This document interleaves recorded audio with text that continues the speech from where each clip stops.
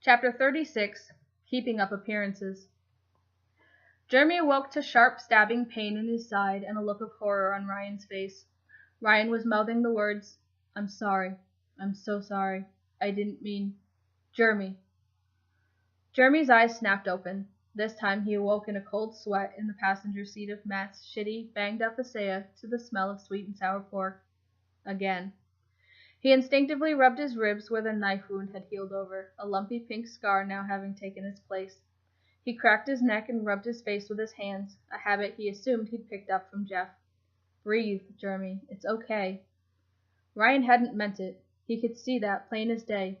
As soon as he'd realized what he'd done, he'd had this discussion with himself over and over since it happened. "Stop it, Jeremy," he instructed himself sternly. He turned his attention to the others in the car, glancing in the rearview mirror to see Trevor asleep in the back seat, arms folded over his chest, traces of paint still smudged around his eyes, head tipped back over the headrest in such a way that he was definitely going to have a sore neck when he woke up. In the driver's seat, Matt was trying to get his cheap wooden chopsticks to cooperate to pick up the slimy chunks of sweet and sour pork. "Why'd you let me fall asleep?" Jeremy asked with a yawn. "You looked like you needed it," he said with a shrug, holding out the container of gray and red chunks. "Want some?"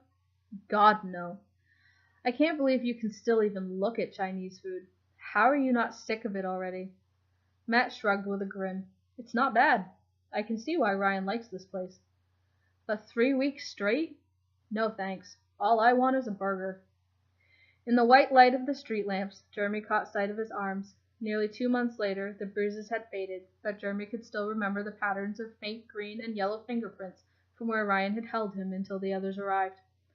He remembered Ryan's grip was too tight. It hurt him, but after a few minutes it was the only thing he could feel, and even though it hurt, he didn't want him to let go, because he didn't want to not feel anything. He remembered feeling scared. He remembered Jack trying to pry Ryan's hands off him, Jeff trying to lift him out of Ryan's arms, Michael desperately throwing a punch, and Ryan's hands finally released their iron grip on him. He remembered he felt cold, and then he felt nothing. Ryan's words replayed in his head as he had drifted out of consciousness. "I'm sorry." He didn't want that to be the last thing he remembered of Ryan.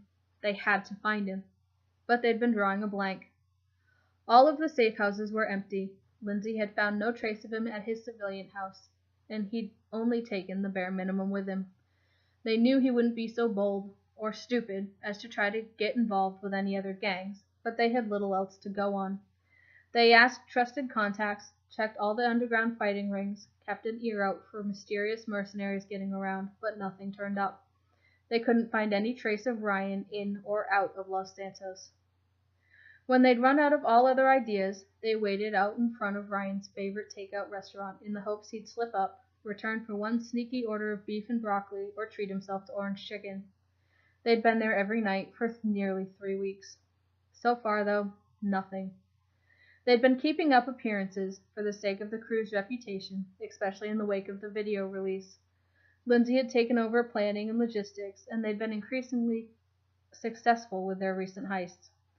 They were mostly low-risk jobs, using Trevor as their stand-in for Ryan. He'd been doing a surprisingly good job. While he could be a bit spacey on the comms, he had Ryan's movements and attitude down enough to fool anyone watching them, and so far, no one had questioned the recovery of the vagabond. Rumors had even spread that the whole kidnapping had been an elaborate ruse set up by the fakes themselves to garner some kind of support or sympathy. They weren't the best thought-through theories, but anything that discredited the randoms seemed to be a good thing. Lindsay hadn't disclosed anything, but Jeremy had his suspicions she may have been behind some of the rumors. Jeff had been busy setting up some kind of collaboration or partnership or network or something. He kept referring to it as the family.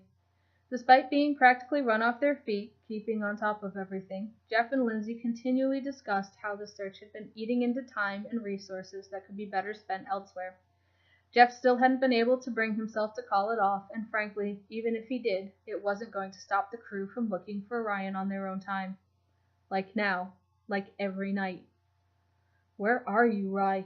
Jeremy wondered, resting his head against the cool window of the car, eyes scanning over the figures heading into the restaurant, scrutinizing any that might even vaguely fit Ryan's build. He'd seen his fair share of street crime while he was making his way up in Los Santos. He'd even been responsible for some of it. He knew how violent, how brutal, and unforgiving it could be. You didn't need to be anyone special to be a victim in this city. You didn't need a reason. The streets of Los Santos swallowed up the innocent and guilty alike. Every night he came up with new scenarios, new theories of what might have become of Ryan. Sometimes he was sure Ryan had gone to Mexico, was living a humble life somewhere, happy. Other times, more often, when he was being more realistic, imagining how he would be dealing with the same situation, his thoughts trailed into much darker places. Tonight he cursed his vivid imagination for gifting him with the mental image of Ryan, unconscious in a bathtub full of ice, while some backwater doctors removed his internal organs for sale on the black market.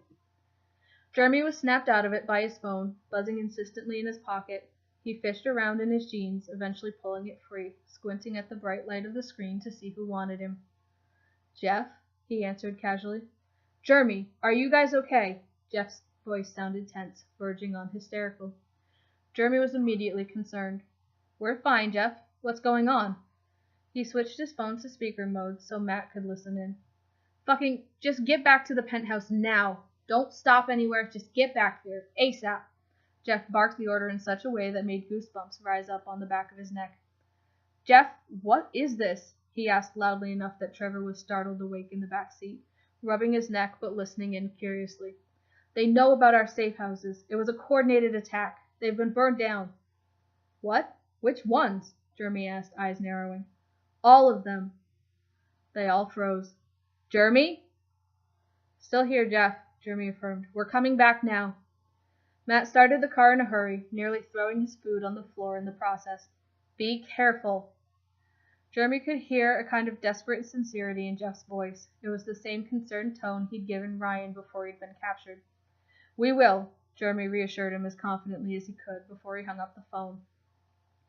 Jeremy pulled up Weasel News' live coverage on his phone, scowling at the footage and images of dozens of properties, all their safe houses with all their stored things, all their exit strategies, their fake passports, changes of clothes, and stashes of emergency cash, up in flames, some reduced to nothing more than smoldering ashes.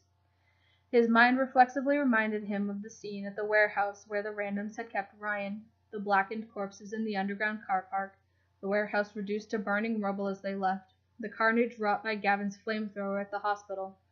If the randoms had seen their video as a challenge, it sure felt like this might be their way of saying, "Challenge accepted." Jeremy continued to scroll through the list of properties until he came across an unfamiliar one. "Hey guys, they're not giving exact addresses, but do you know if we have a safe house in Vespucci?"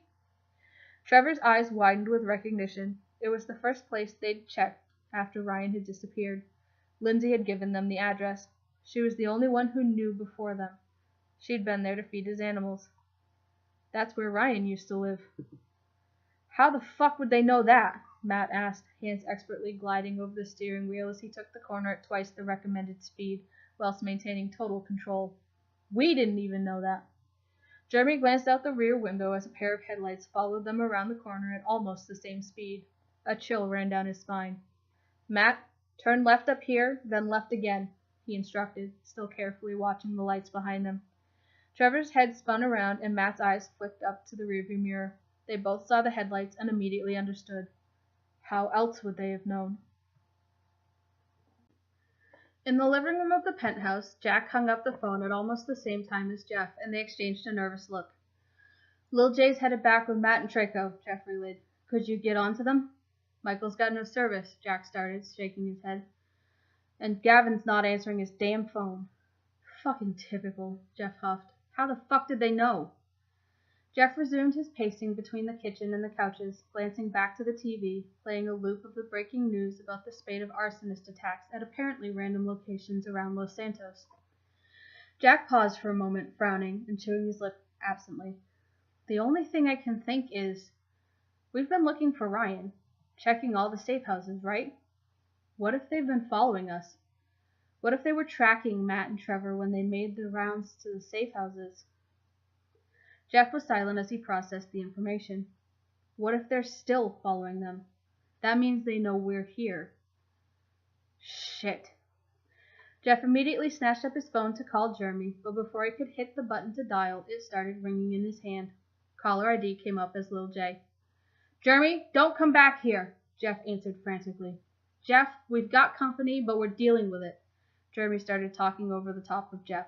"Get out of there, Jeff. Tell the others stay away from anywhere we've been." There was a thump at the front door, and Jeff's eyes snapped up to meet Jack's, wide as dinner plates.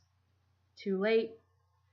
Jeff shoved the phone back in his pocket without hanging up and instinctively drew his gun. Jack did the same, backing up next to Jeff. "We don't give 'em shit, no matter what happens."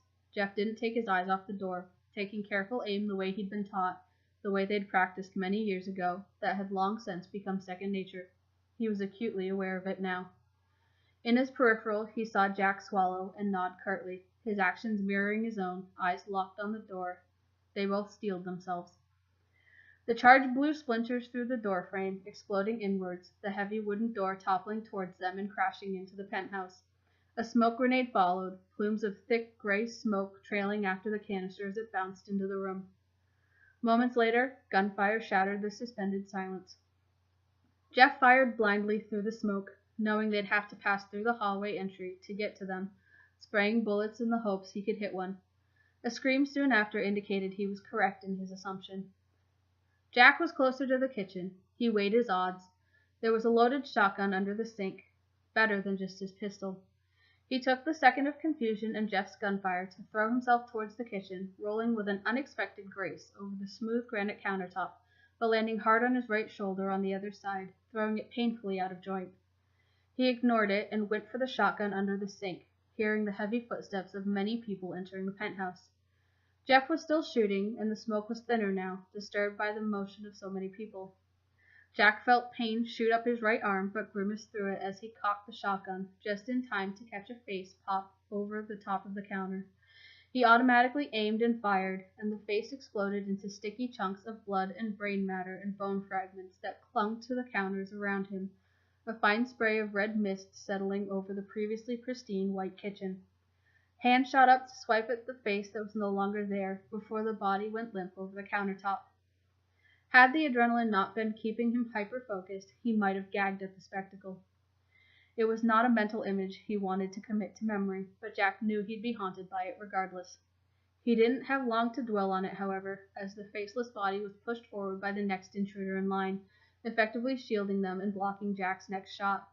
Pain shot through his right arm and it jerked involuntarily, the barrel of the shotgun dropping sharply in his grasp. He knew it was over before it even started. His mind flooded with regret and thoughts of all the things that would go unsaid, unfinished, after they put the final round through his skull. But it didn't come. For a split second he was relieved, before Jeff's yelling cut through the deafening thoughts in his own head, and at some level it registered to him that their hesitation to kill him was probably the worse option. He scrambled with his good left arm for his pistol just as a figure vaulted over the counter and a thick-soled boot came down hard on his wrist. More followed, and soon Jack was overwhelmed with bodies pinning him down. He was strong, but there were many. He could hear Jeff swearing a string of colorful profanities as his clip emptied, and he was similarly overrun.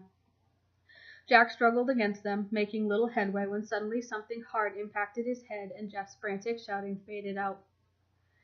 The next thing Jack knew, he was on his knees with a gun barrel flush against the backs of his head.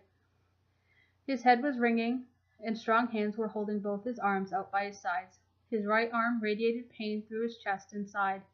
Jeff was calling his name from across the room. He was held similarly, 2 men either side of him, one behind with a pistol aimed at his head. As soon as Jack had the sense, he looked up at Jeff's face, contorted with concern, and mouthed the words, "Give 'em nothing." Jeff gave an almost imperceptible nod, but his eyes betrayed his fear. Jack scanned the room. There were at least 4 bodies on the floor scattered throughout the apartment, 2 more people incapacitated by non-fatal bullet wounds, and 2 people tending to their injuries, with 3 more standing by the door. All of them were wearing simple black, with bandanas covering their faces and baseball caps or beanies, leaving only their eyes exposed. There would have been nearly 20 people all up. Jesus, they're not fucking around, Jack thought with a slight shiver as the gun barrel pressed harder into his skull. They must have been expecting more of us. Or maybe not. Where the hell were Michael and Gavin? His mind raced, trying to explore all possibilities and formulate a plan, when he was harshly dragged back to the urgency of the moment by the sound of the gun being cocked behind his head. Stop! It took Jeff less than a second to open his damn mouth. So much for giving them nothing, Jack thought with grim amusement. What do you want? Jeff demanded. The sinewy guy holding the gun to Jack's head pulled his bandana down and stepped forward, hesitantly identifying himself as a leader of sorts. Frankly, we want you out of the picture, the head thug said, trying to sound confident. Jeff rolled his eyes. Well, that much I'd gathered. The man responded by pressing the gun back into Jack's skull, scraping against his scalp. I can start thinning the ranks now if you'd like. Jeff gritted his teeth, trying to calm the sense of rising panic at the sight presented to him. They need us alive, or else they wouldn't be doing this. They'd have killed us already. He's bluffing. Fucking call it. It didn't shift the lump in the back of his throat or stop the flutters in his chest. He growled in frustration, but caught himself. You don't have the balls, Jeff spat instead. Jack even surprised himself when his immediate reaction wasn't a feeling of betrayal, but relief. Jeff wasn't going to give in to them. It was reassuring in an almost morbid way. They were in this together. The thug was taken aback. He hadn't been expecting that kind of response. Big words coming from someone in your position. The head random relaxed his stance slightly. Where's Red and the rest of your crew? That's what they want. Jeff and Lindsay had been playing their cards very close to their chest with matters of the family. Jack could see the thought process. Jeff's eyes flicked up and down, and he smirked. It filled Jack with hope. My crew? Please. Don't make me out to be responsible for these jackasses. I just work here. Wow, thanks, Jeff, Jack added with a laugh, before he was swiftly silenced by the thug on his right twisting his arm painfully.